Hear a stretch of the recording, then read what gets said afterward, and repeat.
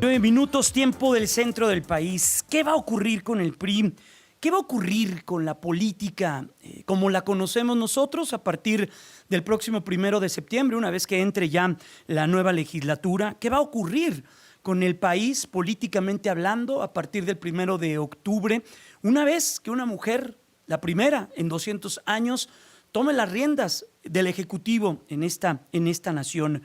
¿Qué va a ocurrir con políticos del calibre, de la clase, de lo que nos ha dejado finales del siglo XX, principios del siglo XXI, con personajes tan importantes en nuestra política como Beatriz Paredes, que es senadora de la República actualmente, pero ha sido dirigente partidista, fue presidenta del PRI, ha sido gobernadora, de las primeras mujeres gobernadoras en este país, ha sido líder de estos grupos sociales con una larguísima trayectoria, fue embajadora de nuestro país en Brasil, a quien me da muchísimo gusto y saludo y respeto y admiro. Reconozco la carrera de Beatriz Paredes, que se encuentra en línea telefónica. Senadora, ¿cómo está? Muy buenas tardes. Muy buenas tardes, qué gusto saludarlo y saludar a la audiencia. Qué gusto. Gracias por sus palabras. No, qué gusto escucharla, senadora. ¿Qué va a ocurrir con el PRI, senadora? A mí me gustaría empezar con eso y ya luego entrar con la reforma al Poder Judicial, lo que ha ocurrido, la manera en la cual usted desde la tribuna también ha hecho muy importantes señalamientos en torno a Norma Piña. ¿Qué va a ocurrir con el PRI, con los partidos políticos? ¿Qué viene, senadora? Mire, creo que lo está planteando usted muy bien. Más que analizar una de las partes, que es el PRI, creo que la reflexión de los mexicanos debe estar en entender qué va a pasar con el todo. Si es que estamos ante la puerta de una nueva etapa, de una nueva época del sistema político mexicano. Si aquel sistema político que existió en varias décadas, en la mayoría del siglo XX, que fue un régimen de partido hegemónico, de partido preponderante, de partido dominante, que era en ese entonces el PRI, y los demás partidos políticos eran más bien simbólicos, que se transformó a partir de 1979 con la legislación llamada de la reforma política, y que se fue convirtiendo en un régimen de normalidad democrática con mayor competencia entre los partidos políticos hasta que se dio la alternancia en el año 2000, y que este breve lapso de alternancia y de normalidad democrática en México, que significó 2 administraciones del Partido Acción Nacional, una administración del PRI y una administración, la que está por concluir, de Morena, y que vuelve a ganar Morena y sus aliados, esta etapa de apenas 25 años que se está por cumplir de competencia electoral mucho más equilibrada, si ya se dejó atrás y si se va a construir otro régimen político nuevamente con un partido preponderante, en este caso el partido de Morena, que tendría también subordinados a los poderes con una mayoría absoluta en el Congreso de la Unión, lo cual sería muy dramático, y ante un poder judicial cuyo destino está incierto. Yo creo que esa es la verdadera pregunta: ¿cómo ante el nuevo régimen va a quedar el sistema de partidos? Y en ese sistema de partidos, que evidentemente está debilitado, con partidos que no están reflejando el sentir de la sociedad, ¿cuál va a ser el papel del PRI?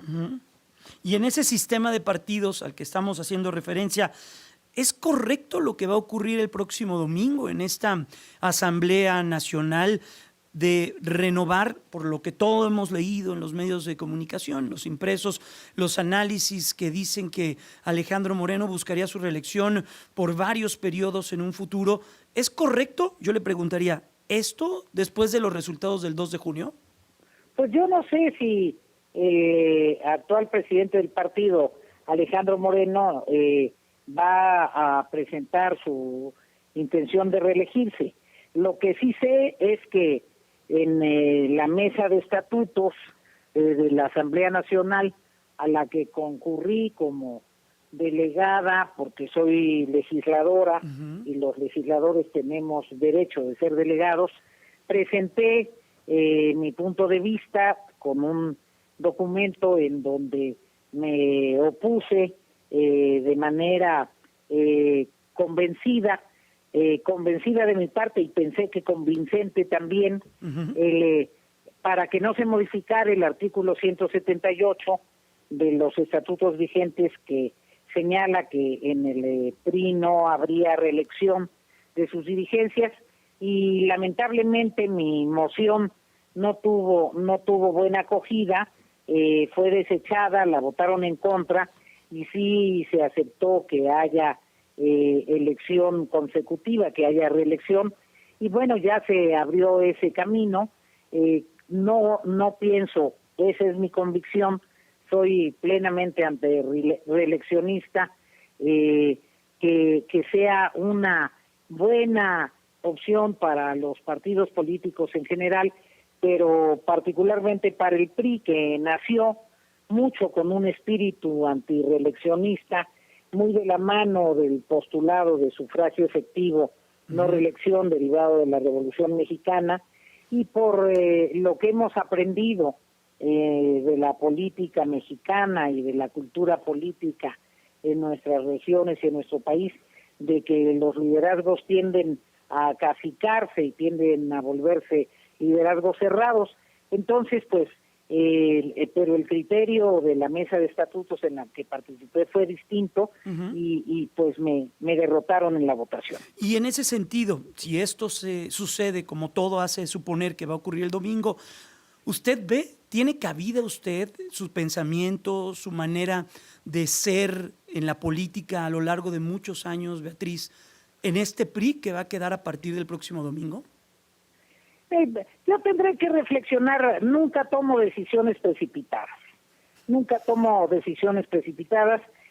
Como le dije, mi reflexión irá de lo mayor, de lo general a lo particular, y tendré que observar qué pasa en el sistema político mexicano en general, siempre con la convicción de un compromiso con las causas que me han motivado, que es respaldar una mayor justicia social y sobre todo la democratización del país. Entonces, tendré que valorar cuáles serán mis próximos pasos. Y en ese sentido, y lo que está ocurriendo con estos foros sobre la reforma al Poder Judicial, lo que está sucediendo también en un Congreso que ya está viviendo sus últimos días, sus últimos meses, porque todo cambiará a partir del 1 de septiembre, ¿qué ha reflexionado? Le escuchaba hablar sobre Norma Piña, de manera muy enfática, señalando que usted nunca ha cruzado un diálogo con ella, pero no veía correcto todo lo que estaba sucediendo en ese sentido. Yo pienso que los mexicanos estamos enfrascados en la reflexión sobre temas sustantivos. La reforma al Poder Judicial de ninguna manera es un asunto menor, es un tema que tiene que ver con la vida cotidiana de todos. Si a cualquier persona que nos está oyendo que tenga un problema de carácter legal no se le hace justicia, no se actúa con neutralidad, con honradez al analizar su caso, pues eso le afecta. Entonces, el tema de la reforma al Poder Judicial es un tema que merece la atención cuidadosa de todos, y mucho más de quienes tienen la experiencia y el conocimiento como son los integrantes del Poder Judicial. Por eso señalaba en mi intervención en la tribuna que pues lo más saludable es que haya cohesión hacia el interior de la Suprema Corte, y que me sorprendía mucho estos escarceos que al parecer pretendían desconocer a la presidenta de la Suprema Corte de Justicia, lo cual me parece un sinsentido. Todo parece indicar que esta reforma transitará lo que ocurra para el mes de septiembre, ya lo estábamos viendo, de qué manera y qué reforma judicial es la que se aprueba. ¿Qué necesita México en ese sentido, Beatriz, senadora? Usted que conoce mucho, que ha platicado con grupos sociales, que ha estado en ambas cámaras, que ha sido líder de uno de los partidos políticos más importantes de este país, que ha viajado por el mundo. ¿Qué necesitamos en cuestión de reforma judicial? Que esta sí ya es impostergable, pero ¿qué reforma necesitamos?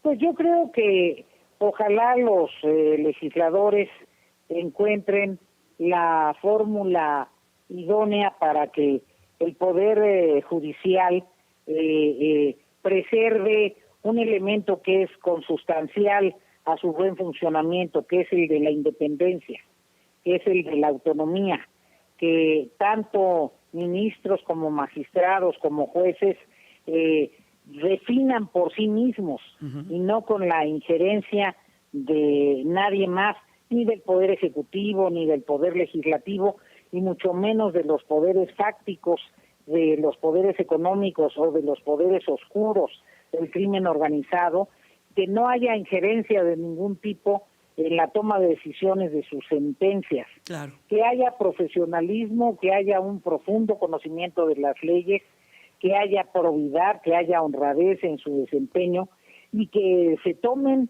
las medidas de reformas procesales y administrativas necesarias para que la justicia sea expedita, que todo el rezago que existe y que la administración de justicia sea lo más pronta para que la gente que demanda que haya justicia tenga respuesta rápida. ¿Es correcto que esta independencia y autonomía se pueda brindar a través del voto popular y de la elección de jueces, magistrados y ministros? ¿Esto sería en ese sentido o nos pondría en un riesgo adicional, senadora?